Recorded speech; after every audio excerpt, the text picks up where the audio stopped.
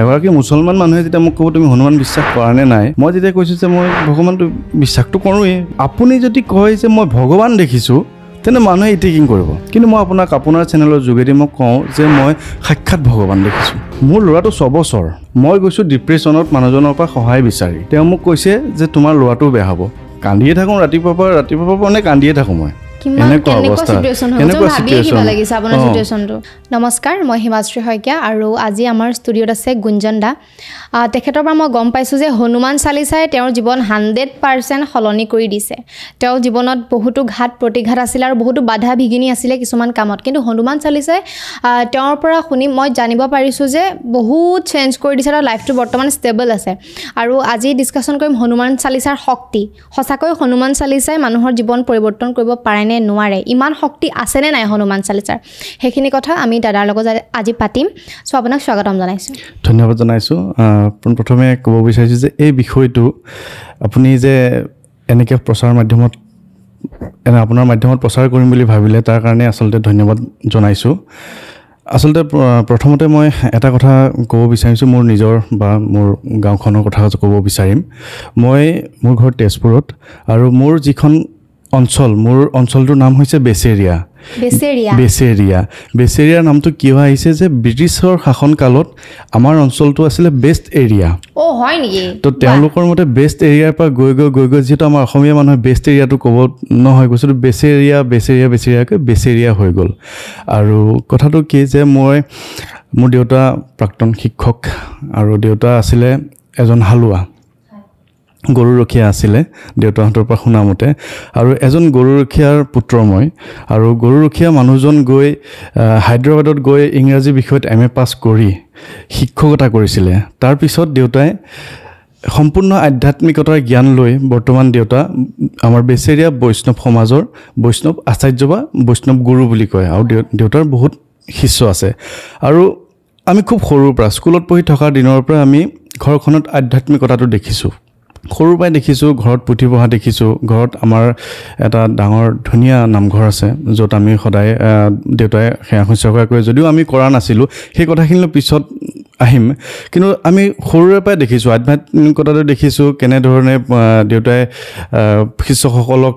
শৰণ ভজন দিয়ে সেইখিনি দেখিছোঁ। এতিয়া কথা হ'ল মই এজন কম্পিউটাৰ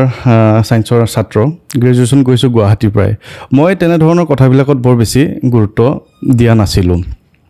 যদিও ঘৰত সেইখিনি পৰিৱেশ আছে। যিহেতু মই এটা বেলেগ বিষয়লৈ গুচি গ'লোঁ, গতিকে আৰু মই সেই বিষয়লৈ নগ'লোঁ। তাৰপিছত কি হ'ল, মই খুব সৰুতে আচলতে বিয়া পাতিছোঁ। বিয়া পতাৰ পিছত যিটো কয় মানে যে এটা সংস্থাপন ল'ব লাগিব ঠিক তেনে সময়তে মানে এনেকুৱা হৈছে যে মোৰ পত্নীয়ে চৰকাৰী চাকৰি পাইছে। তাৰপিছত মই আৰু চাকৰি বিচাৰিবলৈ মানে মই নাভাবিলোঁ। আৰু তেওঁ ক'লে যে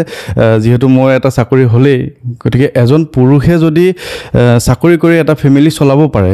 এগৰাকী নাৰীয়ে যদি চাকৰি পায়, তেনেহ'লে পুৰুষজনে আকৌ চাকৰি এটা বিচাৰি ফুৰাৰ কি প্ৰয়োজন আছে? বুজাবুজিৰ মাজতহে কথা। গতিকে মই এটা ব্যৱসায় আৰম্ভ কৰিলোঁ। ব্যৱসায়টো ধুনীয়াকৈ চলি আছে। ব্যৱসায়টো গৈ ক্ৰমান্বয়ে অলপ ডাঙৰ হৈ গ'ল, যথেষ্ট ডাঙৰ হৈ গ'ল। সকলো ঠিকেই চলি আছে। তাৰপিছত 2022 চনমানত মই ঘৰত ক'লোঁ যে মাক ক'লোঁ যে আমাৰ যিটো পুৰণা নামঘৰটো আমি ভাঙি দিওঁ, ভাঙি পেলাই এটা নতুন নামঘৰ বনাওঁ। আৰু যিটো নামঘৰত মই প্ৰত্যেক ৰাতিপুৱাই পূজা পাঠ কৰিম বা নামঘৰলৈ যাম। কিন্তু কথাটো মই মাক ক'লোঁ হয়, মই এটা ধুনীয়া নামঘৰ দেউতাক বনাই দিলোঁ বা আমাৰ ঘৰখনৰ কাৰণে বনালোঁ। কিন্তু এই যে মই মাক কৈছিলোঁ মই তালৈ যাম, মই সদায় ধুতি এখন পিন্ধি গৈ ৰাতিপুৱা গা পা ধুই উঠি সেৱা কৰিম, সেইটো মই কৰা নাছিলোঁ। মই নকৰিলোঁ, বস্তুটো বাদ দিলোঁ। মানে মনলৈ নাহিলে আৰু মানে ল'ৰাও ডাঙৰ হ'ল, তাক স্কুল অনা নিয়া তেনেকুৱা ধৰণৰ কথা কিছুমানৰ কাৰণে মই সেইবিলাক কথা পাহৰি গ'লোঁ। তাৰপিছত 2023 চনৰ এইখিনি সময়ে আগষ্ট ছেপ্টেম্বৰ মাহতে মোৰ দোকানত বহুত ডাঙৰ এটা ক্ষতি হৈছে। সেইখিনি মই এতিয়া নকওঁ, কিন্তু বহুত এটা টকাৰ ক্ষতি হৈছে, লোকচান হৈছে, বিজনেছ ঘাটি হৈছে বুলি ক'ব পাৰি, য'ত মোৰ মূলধনখিনি প্ৰায় নোহোৱা হৈ গৈছে। এতিয়া ব্যৱসায় বুলি ক'লে মূলধনেই এইটো মেইন। এতিয়া মূলধনটো যেতিয়া নোহোৱা হ'ব, মই অলৰেডি এটা দুখত পৰিয়ে গ'লোঁ। তাৰপিছত কি হ'ল, আকৌ যেনে যেনে অলপ পইচা পাতি মিলাই মই আৰম্ভ কৰিব লৈছোঁ ব্যৱসায়টো আৰম্ভ কৰিব লওঁতে ডিচেম্বৰ মাহত মই খবৰ পাইছোঁ চৰকাৰে মোৰ নামত 8 লাখ টকাৰ এটা টেক্স বনাইছে তো মোৰ দোকানখনত যদি মাল আছে 3 লাখ টকা মই চৰকাৰক 8 লাখ টকা কেনেকৈ দিম মইতো সম্ভৱ নহয় হয়তো তেওঁলোকৰ কিবা সফটৱেৰ খেলি মেলি এইটো মোলৈ আহি গ'ল তাৰপিছত মোক সবেই ক'লে যে এইটো এনেই আহিছে এইটো ইমান গুৰুত্ব দিব নালাগে মই গুৰুত্ব ইমান দিয়া নাই সেইটো তেনেকৈ গৈ আছে তাৰপিছত এইবিলাক আচলতে একোটা ঘাত প্ৰতিঘাত এটা শিক্ষা দি আছে মোক কোনোবা এজনে মোক শিক্ষা দি আছে যে তুমি মানে মোৰ ওচৰলৈ আহা মোৰ শৰণ লোৱা আচলতে সেই কথাখিনি মই পিছলৈ যামগৈ তাৰপিছত সেইখিনি ডিচেম্বৰ মাহত হ'ল আকৌ চলি আছে ফেব্ৰুৱাৰী মাহত কি হৈছে চৰকাৰে অলপ কিবা মানুহ ধৰাৰ মানে চেষ্টা চলাইছে অসম চৰকাৰে তাৰপিছত মোৰ একেবাৰে খুব ঘনিষ্ঠ পৰিয়ালৰ এগৰাকী মানুহ মানে সেইটো চৰকাৰে ধৰাৰ হেৰিত মানে পৰিব ধৰিছে মানে পৰিছেই তাৰপিছত যিহেতু মই অকণমান ধৰি লওক সংবাদ মাধ্যমৰ লগত আগৰ পৰা জড়িত আছোঁ মোক তেওঁলোকে ক'লে যে পাৰিলে মোক এই বস্তুটোৰ পৰা বচোৱা মই ৰাতি 12টা বজাতো মেনেজ কৰি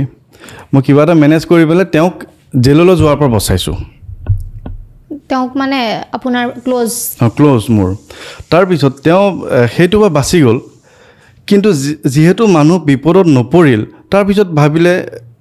এওঁ মোক এনেই হেৰি কৰিলে নেকি মোক মানে মাজত সামৰি ল'লে মই আছিলোঁ মিডলমেন মই যাৰ থ্ৰুৱেদি কামটো কৰিছোঁ আৰু যাক কৰিছোঁ এওঁক সহায় কৰিছোঁ আৰু এওঁ যোগেদি কৰিছোঁ মাজত মই আছোঁ তেওঁলোকে পিছৰ দিনাই মোৰ লগত আলোচনা নকৰি নামঘৰে মন্দিৰে মোৰ বিপক্ষে সেৱা মানে চাকি দিছেগৈ মোৰ বিপক্ষে যে ই মাজত সোমাই পইচা খালে তেনেকুৱা ধৰণৰ কথা হ'ল সেইটো এটা ডাঙৰ ঘাট হৈ গ'ল মই যিহেতু এটা বদনামত পৰিলোঁ ডাঙৰ বদনাম আৰু মই বদনামলৈ বহুত ভয় কৰোঁ কাৰণ মানুহে এটা বস্তুৱে কিনিব নোৱাৰে সেইটো হৈছে সন্মান কিনিব নোৱাৰে আপোনাৰ যি সন্মান আছে সেইটো ৰাইজে দিব মানুহে দিব কিন্তু সেইটো আপুনি কিনি ল'ব নোৱাৰে আৰু বদনাম যেতিয়া এবাৰ মানুহৰ জীৱনত আহে সেইটো মুচিবলৈ বহুত কঠিন গতিকে মই ইমান ডাঙৰ এটা বদনামত পৰিলোঁ মই মানে বহুত ডাঙৰ ডিপ্ৰেশ্যনত গুচি গ'লোঁ বহুত দুখ পাইছোঁ মই মানে মনত তাৰপিছত কি হ'ল সেইটো মানে চলি আছোঁ তাৰপিছত এই যে মই কৈছিলোঁ চৰকাৰে মোক 8 লাখ টকাৰ এটা হেৰি কৰিছে বুলি ফেব্ৰুৱাৰী মাহত সেইটো হ'ল মাৰ্চ আৰু এপ্ৰিল হেৰি হ'ল আকৌ মাৰ্চ মাহত কি হ'ল মোৰ ঘৰৰ আৰু দোকানৰ সন্মুখেদি এটা চৰকাৰী নলা আহিছে চৰকাৰী নলাটো হ'ব লাগে 26 ফুটত কিন্তু চৰকাৰী ঠিকাদাৰে কৈছে যে আমি 2 ফুটলৈকে ৰেহাই দিব পাৰোঁ সেইটো আমাৰ হাতত ক্ষমতা আছে কাৰণ মানুহৰ যাতে ক্ষয়ক্ষতি নহওক তে আমি নলাটো বনাই দিব পাৰোঁ কিন্তু মোৰ গাঁৱৰ মানুহে কৈছে যে দৰকাৰ হ'লে ইয়াৰ দোকানখন ভাঙি যাওক কিন্তু 26 ফুটতে নলাটো হ'ব লাগিব তো ঠিকাদাৰে কাৰ কথা শুনিব মোৰ কথাটো শুনা নাই তেওঁ মোক আহি কৈছে যে আপোনালোকৰ গাঁৱৰ মানুহবিলাক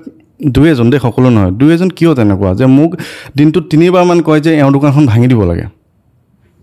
তো সেইমতেই কথা হৈ গ'ল মোৰ দোকানৰ সন্মুখ ভাগটো একেবাৰে ভাঙি দিলে সেই সময়ত মাৰ্চ এণ্ডিং পাৰ্টিবিলাকৰ পে'মেণ্টৰ কথা থাকি গ'ল নলাটো যিহেতু খান্দি দিলে খন্দাৰ পিছত আৰু 15 দিন পিছত মাৰ্চ এণ্ডিঙৰ 15 দিন পিছত বহাগ বিহু গতিকে আমাৰ দোকানবিলাক কেতিয়া ভাল চলে যে মাৰ্চ এণ্ডিঙৰ সময়ত আমি পাৰ্টিবিলাকৰ পে'মেণ্ট কৰিব লাগে আৰু বহাগৰ বিহু আহি আছে আমাৰ দোকানখন ভাল চলে এতিয়া মাৰ্চ এণ্ডিঙৰ সময়ত মোৰ দোকানখনৰ সন্মুখ ভাগটো একেবাৰে ভাঙি দিলে একেবাৰে শেষ যদি পাৰিলে মই আপোনালোকক দিম সেইটো মই ৰেকৰ্ড কৰি থৈছিলোঁ দুখ লাগি যাব আপোনাৰ তাৰপিছত সন্মুখ ইমান ডাঙৰ ঘাট কৰি দিছে যে মোৰ দোকানলৈ কাষ্টমাৰ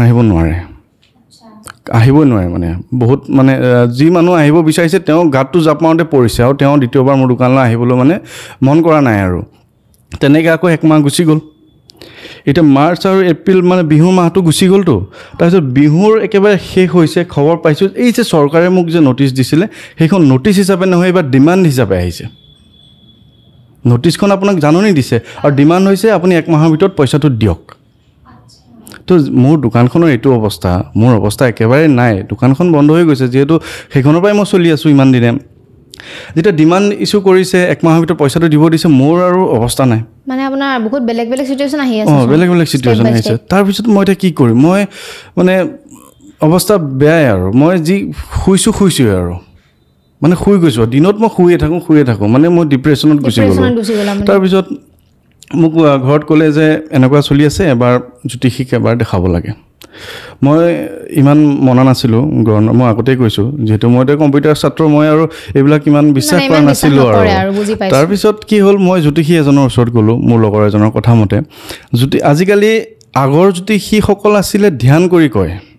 যে আপুনি তেওঁৰ ওচৰলৈ গৈছে আপুনি তেওঁক আপোনাৰ সমস্যাখিনি ক'ব নালাগে আপোনাক দেখি তেওঁ ধ্যান কৰি কৈ দিব পাৰে আপোনাৰ কি সমস্যা হৈছে আজি জ্যোতিষী আপোনাক ডেট অফ বাৰ্থটো দিছে ডেট অফ প্লেচো দিছে আপুনি কম্পিউটাৰত মাৰি দিছে সেইখন আগতেই বনাই থোৱা কুণ্ডলীখন আপোনাক কৈ দিছে তেতিয়া মোক কৈছে যে তোমাৰ শনিৰ বেয়া দিন চলি আছে একেবাৰে বেয়া মোৰ ত্ৰিপা পৃষ্ঠ চলি আছে যিটো ত্ৰিপা পৃষ্ঠ মোৰ অক্টোবৰৰ ভিতৰত মোৰ মৰিবই লাগে আপুনি মৰিবই লাগে কুণ্ডলী মতে আচ্ছা তাৰপিছত মোৰ পিতৃস্থান বেয়া মোৰ মাতৃস্থান বেয়া মোৰ সন্তান বেয়া মোৰ সন্তান চঞ্চল মোৰ সন্তান বেয়া হ'ল মোৰ ল'ৰাটো 6 বছৰ মই গৈছোঁ ডিপ্ৰেশ্যনত মানুহজনৰ পৰা সহায় বিচাৰি তেওঁ মোক কৈছে যে তোমাৰ ল'ৰাটো বেয়া হ'ব আপুনি চাওক 6 বছৰৰ ল'ৰা এটাক যদি তেনেকৈ দেউতাকৰ আগত কৈ পঠায় মইতো আকৌ বেছি মোৰ ডিপ্ৰেশ্যন গুচি গ'লোঁ এতিয়া তেওঁ মোক কৈছে যে তুমি এটা আঙুঠি পিন্ধিব লাগিব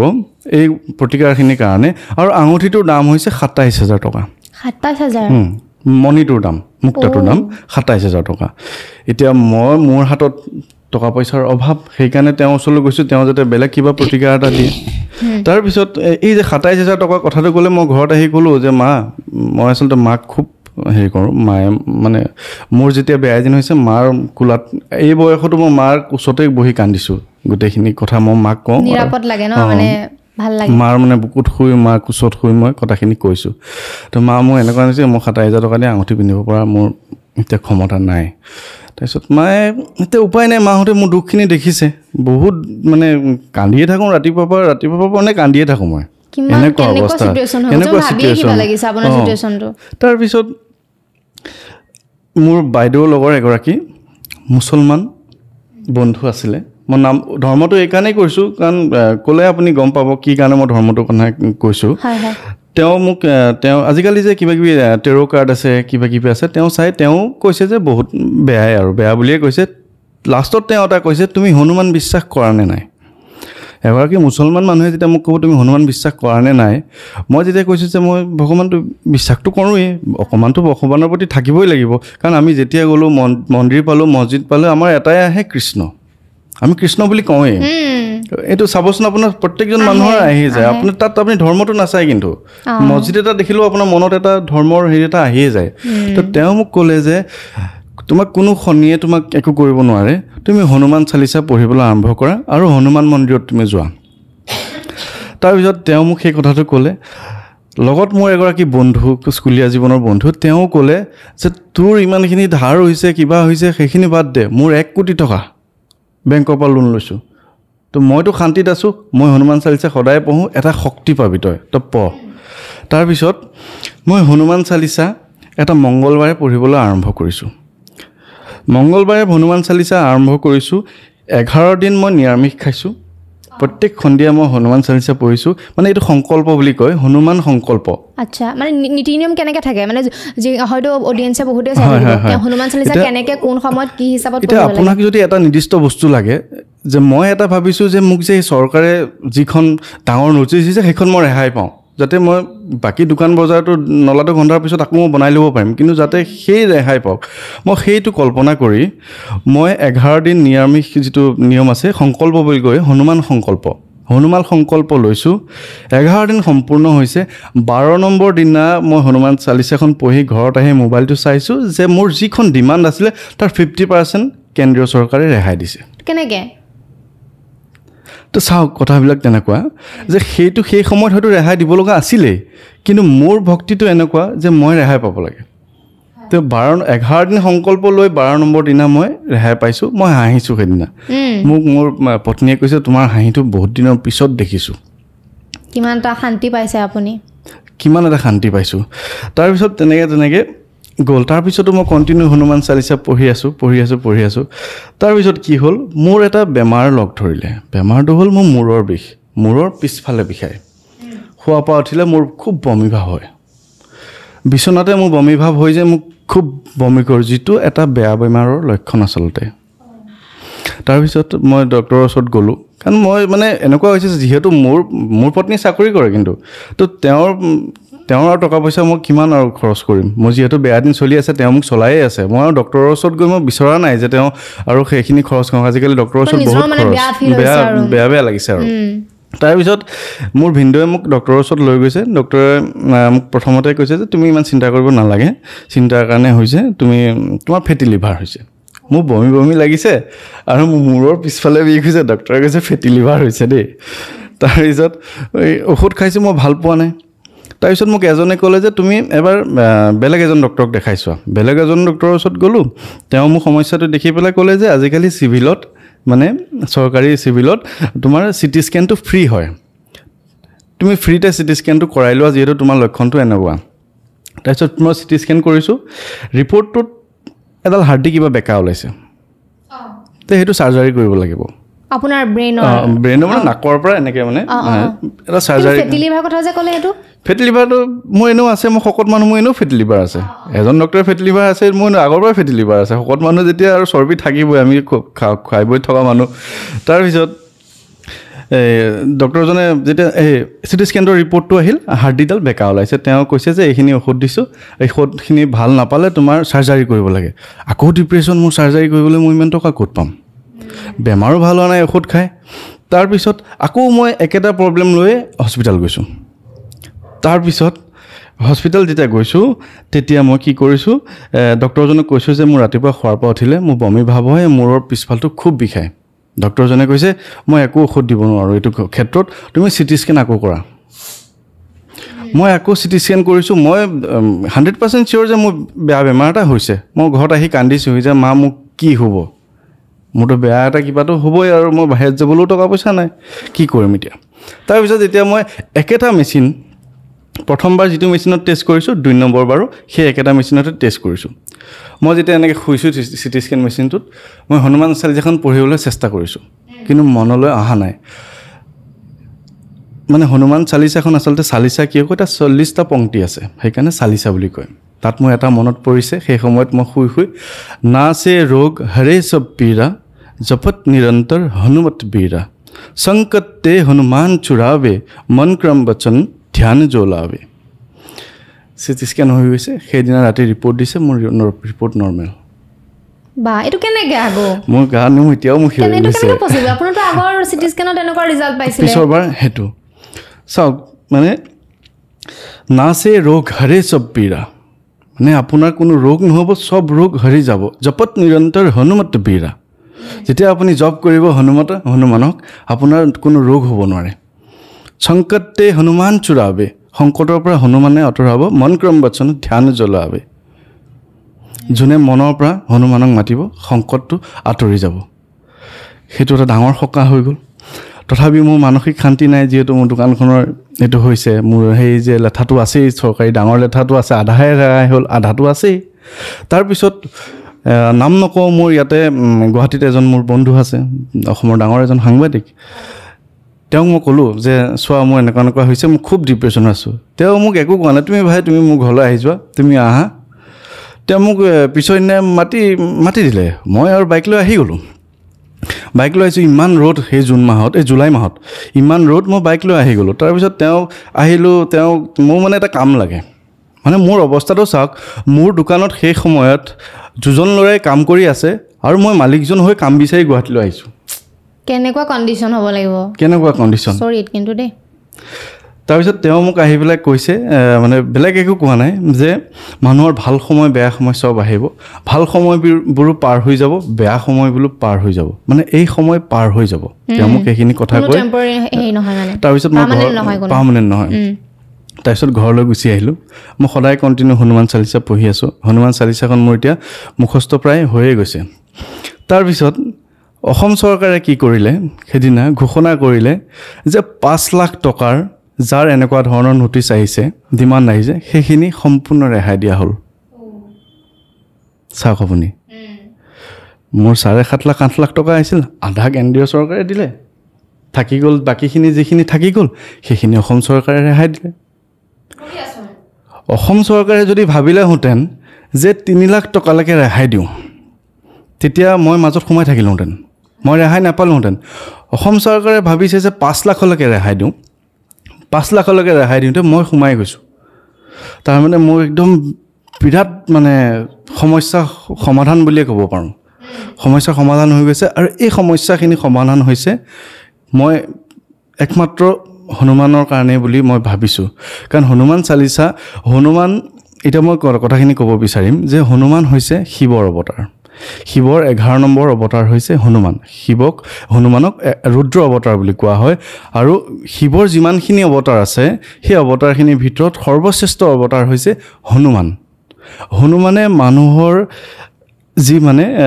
সমস্যা বা সংকট অতি সোনকালে দূৰ কৰে ৰিজাল্ট খুব সোনকালে পায় যেনেকৈ শিৱক আপুনি সন্তুষ্ট কৰাটো অকণমান সহজ তেনেকৈ হনুমানকো মানে সন্তুষ্ট কৰাটো সহজ এতিয়া ইয়াতে কোৱা হৈছে যে আপোনাৰ जो ये पढ़े हनुमान चालीसा होए सिद्धि साखी गौरीसा মিনিংটো হৈছে जो ये पढ़े हनुमान चालीसा যোনে হনুমান চালিচা পঢ়ে মানে কি আপুনি মুখস্থ মাতিলে নহ'ব আপোনাৰ মুখস্থ আছে কিন্তু আপুনি পঢ়িব লাগিব আপুনি হনুমান চালিচাখন পঢ়ক কিন্তু মই যে আপোনাৰ যোগেদি গোটেই অসমৰ মানুহক কৈছোঁ যে হনুমান চালিচা পঢ়ক আপোনাৰ যে মানে সিদ্ধি হ'ব সেই গেৰেণ্টিটো মই লোৱা নাই সেই গেৰেণ্টিটো কোনে লৈছে সেই গেৰেণ্টিটো লৈছে শিৱই তাত কৈছে সাক্ষী হৈছে শিৱ হনুমান চালিচা পঢ়িলে যে আপোনাৰ সিদ্ধি হ'ব সেই সিদ্ধিটোৰ সাক্ষী হৈছে শিৱ আৰু এইখিনিতে মই আৰু এটা কথা ক'ব বিচাৰিম যিটো কথা আচলতে মই মাৰ আগত কৈছিলোঁ খুব সৰুতে তাৰপিছত মই এই কথাখিনি যে মই মোৰ লগত যিখিনি হ'ল কেনেকৈ মই উদ্ধাৰ পালোঁ এতিয়া মই মানে মোৰ এনেকুৱা অৱস্থা হৈছিলে মই মানে আপোনাক আগতে কৈছোঁ মই কান্দিয়ে থাকোঁ মই ৰাতিপুৱা শোৱাৰ পৰা উঠাৰ পৰা কান্দিয়ে থাকোঁ সন্ধিয়ালৈকে যিকণ সময়ত মই হনুমান চালিচাখন পঢ়িম সেইকণ সময়ত মই উঠি কান্দি হনুমান চালিচাখন পঢ়োঁ যে মোক সংকটখিনি দূৰ কৰা কান্দি ঘৰলৈ আহোঁ তাৰপিছৰ পৰা মোৰ মনটো ভাল হৈ যায় সেইকাৰণে মই শোৱাৰ পৰা উঠি এইটোৱে ভাবোঁ যে কেতিয়া সন্ধিয়া হ'ব দিনটো নহওক যাতে সন্ধিয়া আহি যাওক যাতে মই হনুমান চালিচাখন পঢ়োঁ মোৰ মনটো ভাল লাগিব আৰু হনুমান চালিচাখন যেতিয়া আপুনি পঢ়ে আপোনাক কোনো ভূত প্ৰেত কোনো কাৰণে আপোনাক ক্ষতি কৰিব নোৱাৰে এটা কথা আপুনি মনত ৰাখিব এতিয়া বহুত মানুহে ক'ব যে ভগৱানৰ অস্তিত্ব নাই ভগৱান নাই কিন্তু সেইসকল মানুহে কিন্তু বিশ্বাস কৰে ভূত আছে বুলি আপুনি যদি কিবা কাৰণে মানুহ এজনক কয় যে মই যোৱাকালি ৰাতি এই চাৰিআলিটোত এটা ভূত দেখিছিলোঁ বগা আত্মা দেখিছিলোঁ আপোনাক যিসকল মানুহে সুধিব যে সঁচাকৈ দেখিছিল নে ভূতটো কেনেকুৱা আছিলে বগা আছিল নে ওখ আছিল নে চকু আছিল নেকি হয়নে নহয় কিন্তু আপুনি যদি কয় যে মই ভগৱান দেখিছোঁ তেনে মানুহে ইটিকিং কৰিব কিন্তু মই আপোনাৰ চেনেলৰ যোগেদি মই কওঁ যে মই সাক্ষাৎ ভগৱান দেখিছোঁ মানে সেইটো মই কোৱাওঁ যে মোৰ যেতিয়া বয়স 11-12 বছৰমান আছিলে আমাৰ দেউতাই অকল চাকৰি কৰে আমাৰ বহুত কষ্ট কৰি দেউতাই পঢ়াইছে ডাঙৰ দীঘল কৰিছে মোৰ বাইদেউ এতিয়া ডাঙৰ ভাল চাকৰি কৰে আৰু মই ধৰি লওক ভগৱানৰ কৃপাত এইখিনি হৈছোঁ আমাৰ পিছফালে এটা কুঁৱা আছিলে এই কুঁৱা আছিলে কুঁৱাৰ ৰিং 2টা নে 3টা আছিলে এতিয়া মোৰ এইটো কথা মনত আছে যে মই কুঁৱাটোলৈ জুমি চাব পৰা মোৰ অৱস্থা কুঁৱাটোৰ পৰা তললৈ জুমি চাব পাৰোঁ মই এদিন কুঁৱাটোৰ পৰা জুমি চাইছোঁ বিশ্বাস কৰক মই এগৰাকী দেৱীক মই প্ৰত্যক্ষ কৰিছোঁ দেৱী এনেকুৱা ৰূপালী ৰঙৰ দেৱীক মই দেখিছোঁ যোনে কিৰীটি পিন্ধি আছে যোনে মণি মুকুতা সম্পূৰ্ণ মানে তেওঁৰ যি অলংকাৰ পিন্ধা ইমানখিনিৰ পৰা ওপৰলৈকে মই এগৰাকী দেৱীক প্ৰত্যক্ষ কৰিছোঁ মই জুমি চাওঁতে সেই বস্তুটো দেখিছোঁ একদম এতিয়া আপুনি যেনেকৈ আপোনাৰ ৰূপটো এগৰাকী মহিলাৰ ৰূপ সেই সম্পূৰ্ণ মহিলাৰ ৰূপত মই দেখিছোঁ মই মাক ধৰি আহি কৈছোঁ সেই সৰুতে যে মা মই এনেকুৱা দেখিছোঁ মায়ে গৈ চাইছে ক'ত দেখাটো নাযায় কিন্তু মই দেখিছোঁ তাৰপিছত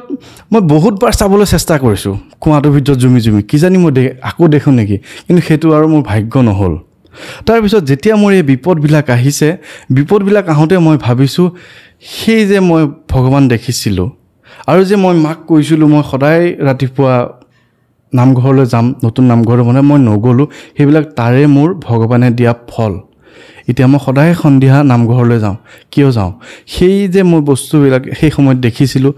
আৰু যে মই মাক কৈছিলোঁ যে মই যাওঁ সেইটো মোৰ ভগৱানে মোক আনি দিছে নিজে আনি দিছে যে তোমাৰ সংকট মই দিছোঁ তোমাৰ সংকটটো দূৰ কৰিবৰ কাৰণে তুমি সদায় মোৰ ওচৰলৈ আহা আৰু প্ৰভুৱে মোক ৰক্ষা কৰিছে আৰু হনুমানক কোৱা হয় সংকট মোচন বুলি কিয় কয় আপোনাৰ সংকটটো হ'ব লাগিব যি মানুহৰ কেতিয়াও সংকট নাই তেওঁ কিন্তু ভগৱানৰ অস্তিত্ব বুজি নাপায় তেওঁ আপোনাক ক'ব যে ভগৱান নাই কিন্তু যিসকল মানুহে সংকটত পৰি আজি মোৰ দৰে বহুত মানুহ মই আচলতে পজিটিভ মেছেজ এটাহে দিব বিচাৰিছোঁ এইটো যোগেদি যাতে যিবিলাক মানুহ মোতকৈতো বেয়া মানুহ কিছুমানৰ পৰিস্থিতি হৈছে কিছুমান মানুহ মৰি যাম বুলিও ভাবিছে ভাবে নাই মোৰো এটা সময়ত ভাবিছে মই মৰি যাওঁ নেকি সেইবিলাক ইমান সমস্যা নোৱাৰিম আৰু মই সহ্য কৰিব নোৱাৰোঁ কিন্তু এটা সময়ততো মোক ভগৱানে বচালে গতিকে সেইসকল মানুহক মই অনুৰোধ জনাব বিচাৰিছোঁ যে আপোনালোকে যদি সঁচাকৈ বহুত বেছি সমস্যাত ভুগিছে খুব বেছি সমস্যাত ভুগিছে কেনেও উপায় পোৱা নাই আপুনি এবাৰ হনুমান চালিচাখন পঢ়ক হনুমান ইমান শক্তিশালী হনুমান চালিচাৰ ইমান শক্তি আছে আপোনাক কোনোবা নহয় কোনোবা এটা আপোনাৰ বাট দেখুৱাবই আৰু দেৱী দেখা কথাটো এনেকুৱা যে মই ভাবিছোঁ যিহেতু সেই যে জ্যোতিষীসকলে আমাক কৈ থৈছিলে সেই দেউতাৰ আগত যে আমাৰ ঘৰখন বোলে এটা সময়ত সত্ৰলৈ ৰূপান্তৰিত হৈ যাব এটা সময়ত সত্ৰ হৈ যাব সত্ৰত যেনেকৈ ভক্ত আহে আমাৰ ঘৰলৈও তেনেকৈ ভক্তৰ আগমন ঘটিব আৰু আমাৰ ঘৰৰ যিটো নামঘৰ আমাৰ ঘৰৰ সন্মুখত এটা বাটচৰা অলৰেডি আছে যেনেকৈ বেলেগ নামঘৰত ডাঙৰ নামঘৰবিলাকত ৰাজহুৱা নামঘৰত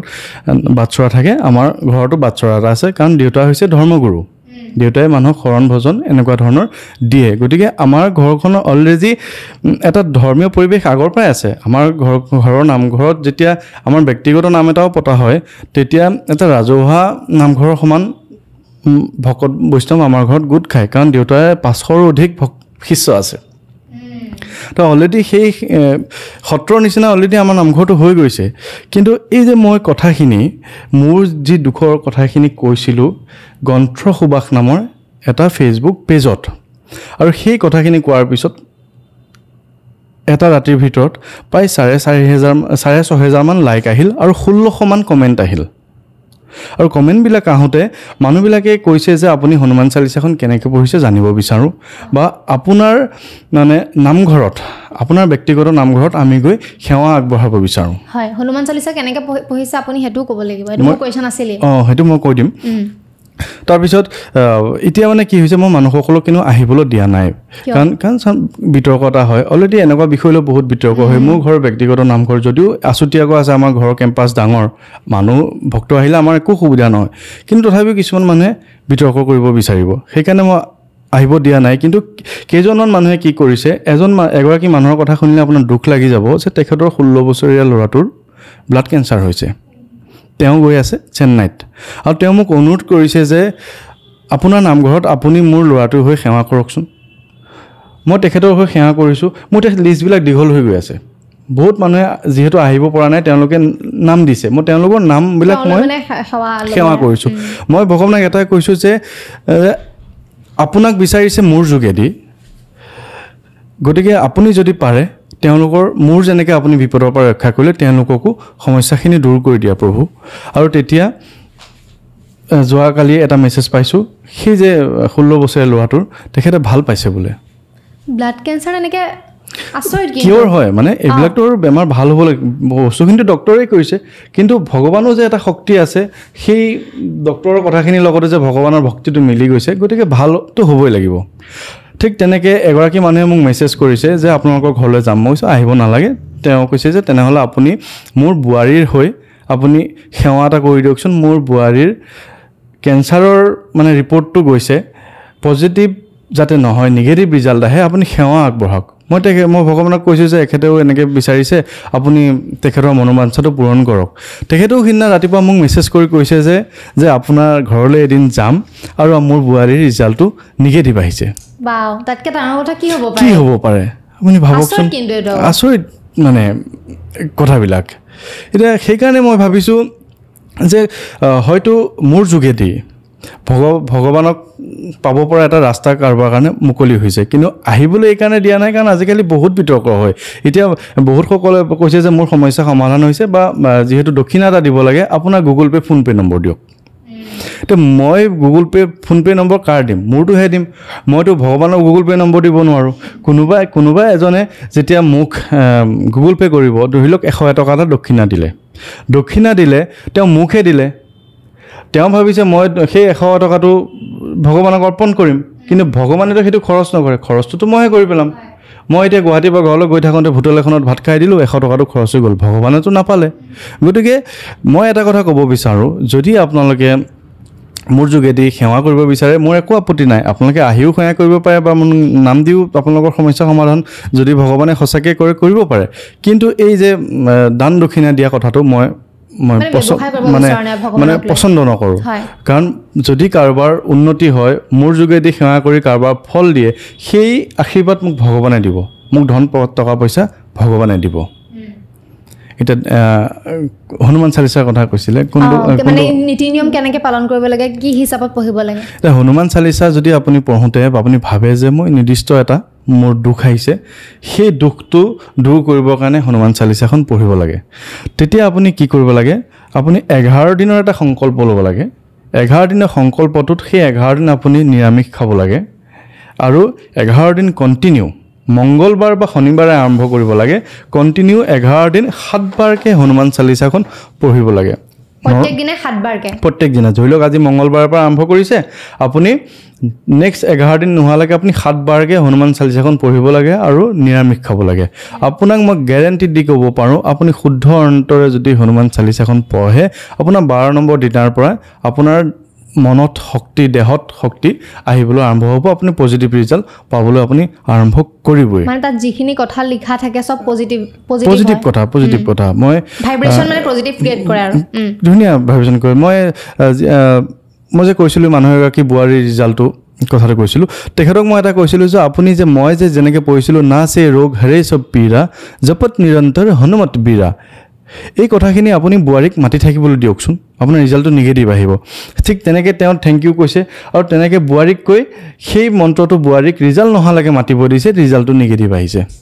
তাতকৈ কি লাগে আৰু ন শক্তি আছে হনুমান চালিচাত বহুত বেছি শক্তি আছে আমি ভবাতকৈ বেছি শক্তি আছে আমি যে ইয়াতে ৰামৰ কথা পাতি আছোঁ হনুমানৰ কথা পাতি আছোঁ এইখিনিতে হয়তো হনুমানে এইখিনি কথা শুনি আছে হনুমান 4 যুগে অমৰ হনুমানৰ মৃত্যু হোৱা নাই আৰু হনুমানৰ মৃত্যু নোহোৱাৰ বৰটো দি থৈছে সীতাই যেতিয়া ৰাৱণে সীতাক হৰণ কৰি লৈ গৈছিলে তেতিয়াতো উদ্ধাৰ কৰিবলৈ কোন গৈছিলে হনুমান গৈছিলে ৰামৰ বাৰ্তা লৈ পেলাই সীতাৰ ওচৰলৈ হনুমান গৈছিলে আৰু যেতিয়া বিচাৰি পাইছিলে অশোক বাটিকাত তেতিয়া সীতাই হনুমানক বৰদান দিছিলে যে তুমি অমৰ হৈ থাকিবা আৰু যেতিয়া সেই বৰদানটো দিছিলে সেই সময়টো হনুমানে গ্ৰহণ কৰিলে কিন্তু যেহেতু ৰাম আছিলে মনুষ্য ৰামটো এদিন মৰিবই লাগিব ৰামৰ মৃত্যু হ'বই আৰু ৰামৰ মৃত্যুৰ দিন ৰামে নিজে ঘোষণা কৰিছিলে যেতিয়া ৰামৰ মৃত্যুৰ দিন ৰামে নিজে ঘোষণা কৰিছিলে তেতিয়া সকলোতকৈ বেছি দুখ পাইছিলে হনুমানে কাৰণ হনুমান অত্যন্ত বেছি ৰাম ভক্ত গতিকে নিজৰ গুৰুজনৰ যদি মৃত্যু হ'ব ভক্তজন থাকি কি লাভ আছে বা কি কৰিব তেতিয়া তেওঁ সীতাৰ ওচৰত গৈ কৈছিলে যে সেই সীতামা মোৰ গুৰুৱে মৃত্যু বৰণ কৰিম বুলি কৈছে যিহেতু গুৰু নাথাকে মোৰ ভগৱানজন নাথাকে মই থাকিনো কি কৰিম আপুনি মোক দিয়া বৰটো উঠাই লওক তেতিয়া সীতাইতো কোনো কাৰণে বৰটো উঠাই ল'ব নোৱাৰে কিন্তু হনুমান আকৌ বৰটো উঠাই ল'বই লাগিব তেতিয়া আপোনাৰ সীতাই ৰামক আকৌ ধ্যান কৰিলে ৰামক ধ্যান কৰাৰ লগে লগে ৰাম আহি সেই স্থানত প্ৰকট হোৱাৰ লগে লগে হনুমানে আপত্তিখিনি কৰিলে যে মোক সীতামায়ে এনেকুৱা অমৰ বৰদান দি থৈছে যিহেতু আপুনি নিজেই নাথাকে মই থাকিনো কি কৰিম গতিকে মোৰ সেই বৰটো উঠাই ল'ব লাগে তেতিয়া ৰামে কৈছে যে নহয় তুমি পৃথিৱীত থাকিবই লাগিব কাৰণ যেতিয়ালৈকে পৃথিৱীত মানুহে ৰাম শব্দটো কৈ থাকিব মই এতিয়া কেইবাৰ ক'লোঁ ৰাম শব্দটো তেতিয়ালৈকে হনুমানৰ উপস্থিতি এই পৃথিৱীত থাকিব যেতিয়া কলিযুগত দুষ্টৰ বহুত অত্যাচাৰ বহি যাব অসুৰৰ অত্যাচাৰ বাঢ়ি যাব তেতিয়া ৰাম ভক্তখিনিক কোনে উদ্ধাৰ কৰিব হনুমানে উদ্ধাৰ কৰিব গতিকে তুমি মোৰ কাৰণে তুমি জীয়াই থাকিবই লাগিব কাৰণ মোক তুমি যেনেকৈ মোৰ ভক্ত বহুত মোৰ ভক্ত আছে তেওঁলোকক তুমি বিপদত ৰক্ষা কৰিব লাগিব এতিয়া ৰামক পাবলৈ হ'লে হনুমানক পাৰ হৈহে ৰামক পাব পাৰি হনুমান আৰু সেইকাৰণেই অমৰ এইটো কথা এইকাৰণেই উল্লেখ আছে যে ৰাম দুৱাৰে তুম ৰখবাৰে অত না আজ্ঞা বিনু পেচাৰে মানে ৰামক পাবলৈ হ'লে আপুনি হনুমানক পাৰ হৈ যাবই লাগিব ৰামৰ দুৱাৰ দলিত আছে হনুমানে ৰামৰ দুৱাৰত যে ৰখীয়া হৈ আছে আপুনি ৰামক যেতিয়া ভগৱানক পাবলৈ হ'লে ৰাম ভগৱানক পাবলৈ হ'লে হনুমানক আপুনি সন্তুষ্ট কৰিব লাগিব আৰু হনুমানক কেনেকৈ আপুনি সন্তুষ্ট কৰিব আপুনি হনুমান চালিচা পঢ়ি হনুমানক সন্তুষ্ট কৰিব পাৰে আপুনি যেতিয়া হনুমানক সন্তুষ্ট কৰিব আপুনি অট'মেটিকেলি ৰামৰ দুৱাৰ পাব গতিকে এই পৃথিৱীত যে মানুহে কয় ভগৱান নাই ভগৱান আছে ভগৱান অন্য ভগৱান থাকক নাথাকক হনুমান কিন্তু আছে কাৰণ এটো পাইছো নিউজ হনুমান এতিয়াও মানে আছে জীয়াই আছে হনুমান এতিয়াও আছে কাৰণ চাওক এটা এনেকুৱা কিছুমান কথা আছে যে আমাৰ ভাৰতৰ এটা মন্দিৰ আছে যিটো মন্দিৰৰ নাম আছে ঋণমুক্তেশ্বৰ মন্দিৰ সেইটো শিৱ মন্দিৰ এটা ঋণমুক্তেশ্বৰ মন্দিৰ মানে আপোনাৰ সেই মন্দিৰটো যদি হালধীয়া ফুল বস্ত্ৰ দি পেলাই আপুনি সেৱা কৰে আপোনাৰ ঋণ মুক্ত হয় ৰজা হৰিশ্চন্দ্ৰই যেতিয়া বিভিন্ন ধৰণৰ বহুত ঋণৰ বোজা ল'ব লগা হৈছিল যেতিয়া ৰজা হৰিশ্চন্দ্ৰই এজোপা গছৰ তলত এটা শিৱলিংগ স্থাপন কৰি তাত এটা মন্দিৰ বনাইছিলে সেই মন্দিৰটো যেতিয়া পূজা অৰ্চনা কৰিছিল তেতিয়া ৰজা হৰিশ্চন্দ্ৰৰ সকলো ঋণ মাফ হৈ গৈছিলে আৰু সেই তেতিয়াৰ পৰা সেই ঠাইখনত সেই মন্দিৰটো ঋণমুক্তেশ্বৰ মন্দিৰ বুলি জনা যায় আজিও বহুত মানুহ যেতিয়া ঋণগ্ৰস্ত ক্ষতিগ্ৰস্ত মানুহ আছে তেওঁলোকে গৈ তাত সেৱা কৰিলে ঋণমুক্ত হয় বুলি এটা প্ৰবাদ আছে কিন্তু আপুনি বেংকৰ পৰা লোন লৈছে আপোনাৰ লোনটো আপুনি মাৰিব নোৱাৰি আপুনি যদি ঋণমুক্তেশ্বৰ মন্দিৰত সেৱা কৰে আপোনাৰ ঋণটো জানো ভগৱানে মাফ কৰি দিব আপোনাৰ ঋণটোতো আপুনি নিজেই মাৰিব লাগিব কিন্তু ভগৱানক আপুনি এইকাৰণে মাতিব যাতে মোক সেই ঋণটো মাফ কৰিবৰ কাৰণে মোক শক্তি দিয়া প্ৰভু ভগৱানে আপোনাক শক্তি দিব আপোনাক কৰ্ম কৰিবলৈ শক্তি দিব তেতিয়া আপুনি যেতিয়া শক্তি পাব আপুনি কাম কৰিব আপুনি কাম কৰিলে টকা পাব সেই টকাৰে আপুনি ঋণমুক্ত হ'ব সেইবিলাক হৈছে মহত্ব প্ৰত্যেকটো বস্তুৰে অতীজৰ কালৰ পৰা এতিয়ালৈকে মহত্ব আছে আৰু ৰামৰ হনুমানৰ যিটো উপস্থিতি আমি ৰামায়ণত পাইছোঁ কিন্তু মহাভাৰতত আমি হনুমানৰ উপস্থিতি স্বয়ং আমি দেখা পোৱা নাযায় কিন্তু হনুমান ক'ত আছিলে হনুমান আছিলে অৰ্জুনৰ ৰথখনৰ ওপৰত অৰ্জুনৰ ৰথখনৰ ওপৰত হনুমানৰ